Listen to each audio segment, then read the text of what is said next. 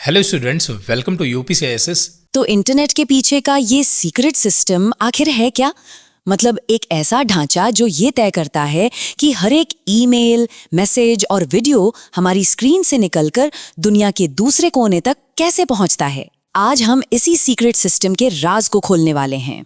कभी सोचा है कि जब व्हाट्सएप पर कोई मैसेज भेजा जाता है तो वो पलक झपकते ही हजारों किलोमीटर दूर कैसे पहुंच जाता है? नहीं, ये कोई जादू नहीं है, बल्कि एक बहुत ही ऑर्गेनाइज्ड प्रोसेस का कमाल है। और इसी कमाल की प्रक्रिया का नाम है OSI मॉडल। तो ठीक है, चलिए इसको समझना शुरू करते हैं। OSI यानी ओपन सिस्टम्स इंटरकनेक्शन मॉडल एक 7 लेयर का फ्रेमवर्क है।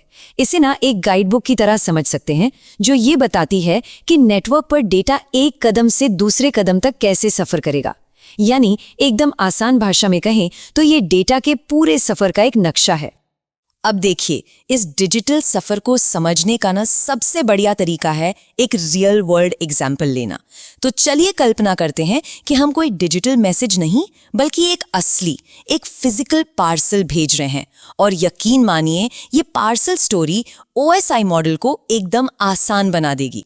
तो ये जो पार्सल भेजने के 7 कदम है ना, ये OSI मॉडल की 7 लेयर्स के बिल्कुल पैरेलल चलते हैं। मतलब जैसे हम संदेश लिखते हैं, उसे सिक्योर करते हैं, फिर छोटे छोटे हिस्सों में बांटते हैं, पता लिखते हैं और आखिर में उसे डिलीवरी ट्रक पर भेज देते हैं। बिल्कुल ठीक वैसे ही हमारा डेटा भी इंटरनेट पर अपना सफर पूरा करता है। तो चलिए अब असली मजा शुरू करते हैं। इस पार्सल यात्रा को OSI की असली लेयर से मिलाते हैं। हम शुरू करेंगे सबसे ऊपर वाली लेयर से, जो हमारी स्क्रीन के सबसे करीब है, और फिर धीरे धीरे नीचे उतरेंगे एकदम तारों और सिग्नल्स की दुनिया तक। सबसे पहले लेयर 7, एप्लीकेशन लेयर। ये वो जगह है जहां हम और आप, मतलब यूजर्स, सीधे नेटवर्क से जुड़ते हैं।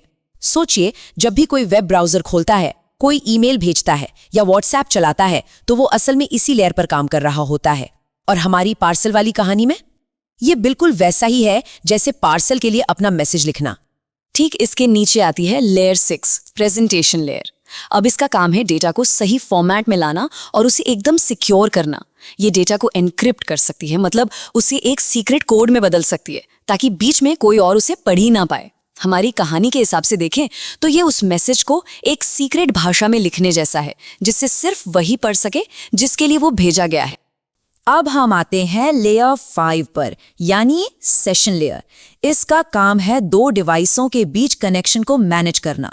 ये एक मैनेजर की तरह है, मतलब ये कम्युनिकेशन सेशन को शुरू करती है, उसे चालू रखती है और काम खत्म होने पर बंद भी कर देती है। जैसे कोई व्हाट्सएप कॉल शुरू होती है और खत्म होती है ना? या फिर पार्सल भेजने से पहले फोन करके पक्का करना कि भाई कोई उसे लेने के लिए घर पे है भी या नहीं। Layer 4, transport layer. अच्छा, अब ये बहुत जरूरी है। यहाँ सबसे जरूरी शब्द है विश्वसनीयता, रिलायबिलिटी। ये लेयर पक्का करती है कि डेटा सही सलामत और पूरा का पूरा अपनी मंजिल तक पहुंचे। और अगर डेटा बहुत बड़ा हो तो ये उसे छोटे छोटे टुकड़ों में, जिन्हें सेगमेंट्स कहते हैं, बांट देती है। ठीक वैसे ही जैसे किसी बड़ी और कीमती चीज को शिपिंग के लिए छोटे छोटे डिब्बों में पैक किया जाता है, ताकि वो सेफ रहे। इसके बाद है लेयर 3, नेटवर्क लेयर। इसे इंटरनेट का GPS समझिए। ये डेटा के लिए मंजिल तक पहुंचने का सबसे अच्छा, सबसे एफिशिएंट रास्ता तय करती है। और ये काम करने के लिए ये इस्तेमाल करती है IP एड्रेस का। बिल्कुल वैसे ही जैसे हम पार्सल पर पूरा का पूरा पता लिखते हैं, मकान नंबर, गली, शहर, पिन कोड, ताकि वो सही घर तक पहुंच सके। अब और नीचे चलते हैं लेयर 2 पर, डेटा लिंक लेयर। इसका काम है डेटा को फिजिकल ट्रांसमिशन के लिए, मतलब असली तारों पर भेजने के लिए तैयार करना। ये डेटा को फ्रेम्स नाम के पैकेट्स में ऑर्गेनाइज करती है और ये भी चेक करती है कि कोई गलती तो नहीं है। ये बिल्कुल वैसा ही है जैसे उन छोटे छोटे डिब्बों को ठीक से पैक करना और उन पर लोकल डिलीवरी का लेबल चिपकाना, ताकि वो पहले पास के पोस्ट ऑफिस तक तो सही सलामत पहुंचे।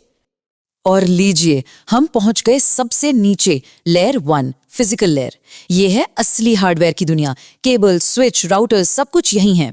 इसका सीधा सा काम है डेटा के बिट्स, यानी जो जीरोस और वंस होते हैं, उनको असली सिग्नल्स में बदलना, जैसे बिजली के सिग्नल, लाइट के सिग्नल या रेडियो तरंगे, और उन्हें आगे भेज देना। हमारी कहानी में ये वो डिलीवरी ट्रक, वो सड़क या वो हवाई जहाज है जो असल में उस पार्सल को उठाकर एक जगह से दूसरी जगह ले जाता है। तो ये थी वो 7 अलग अलग लेयर्स। लेकिन डेटा का ये सफर सिर्फ एक तरफ का नहीं होता, ये एक 2-वे स्ट्रीट है। अब देखते हैं कि ये सब मिलकर एक साथ काम कैसे करता है। देखिए, जब कोई मैसेज भेजा जाता है तो डेटा ऊपर से नीचे की ओर सफर करता है, लेयर 7 से शुरू होकर लेयर 1 तक। और हर लेयर नीचे जाते हुए अपनी जानकारी की एक परत उस पर चढ़ाती जाती है। ठीक वैसे ही जैसे एक चिट्ठी को लिफाफे में डालना, फिर उस लिफाफे को एक बॉक्स में, फिर उस बॉक्स को एक बड़े कार्टन में। इसी प्रक्रिया को कहते हैं एनकैप्सुलेशन। और फिर जब ये डेटा रिसीवर के पास पहुंचता है तो पूरा प्रोसेस एकदम उल्टा हो जाता है। अब डेटा लेयर 1 से ऊपर की ओर लेयर 7 तक जाता है और हर लेयर अपनी अपनी परत को हटाती जाती है, जब तक कि आखिर में वो असली मैसेज सामने नहीं आ जाता। इस अनरैपिंग की प्रक्रिया को कहते हैं डीकैप्सुलेशन। तो एक तरफ एनकैप्सुलेशन और दूसरी तरफ डीकैप्सुलेशन। शानदार है ना? ठीक है, हमने ये तो समझ लिया कि ये मॉडल काम कैसे करता है, लेयर बाय लेयर। पर सबसे बड़ा सवाल तो ये है कि आखिर इसकी जरूरत ही क्यों पड़ी? ये इतना जरूरी क्यों है? देखिए, इसकी सबसे बड़ी वजह है एक स्टैंडर्ड बनाना। ये मॉडल नेटवर्किंग के बड़े बड़े मुश्किल कॉन्सेप्ट्स को समझने में आसान बना देता है। सोचिए, अगर नेटवर्क में कोई प्रॉब्लम आती है तो इंजीनियर्स के लिए ये पता लगाना आसान हो जाता है कि गड़बड़ आखिर किस लेयर पर है। और सबसे बड़ी बात, ये पूरी दुनिया की अलग अलग कंपनियों के डिवाइसों को आपस में बात करने का एक कॉमन तरीका, एक यूनिवर्सल फ्रेमवर्क देता है। अब इन 7 लेयर्स को लाइन से याद रखना थोड़ा मुश्किल हो सकता है ना? तो इसके लिए एक बहुत मजेदार ट्रिक है। बस एक लाइन याद रखनी है, all people seem to need data processing. इस लाइन का हर पहला अक्षर एक लेयर का नाम बताता है। Application, presentation, session, transport, network, data link और आखिर में फिजिकल। हो गया ना आसान? तो OSI मॉडल सिर्फ एक किताबी थ्योरी नहीं है, ये वो जीनियस सिस्टम है जिसने उस इंटरनेट को बनाया है जिसे हम आज इस्तेमाल करते हैं। हर बार जब कोई भी ऑनलाइन जाता है तो उसका डेटा इन्हीं 7 लेयर्स की दुनिया से होकर गुजरता है। इसी मॉडल ने आज के इंटरनेट की नींव रखी। अब सोचने वाली बात यह है कि इस मॉडल ने तो आज का इंटरनेट बना दिया, भविष्य का अगला मॉडल कैसा दिखेगा?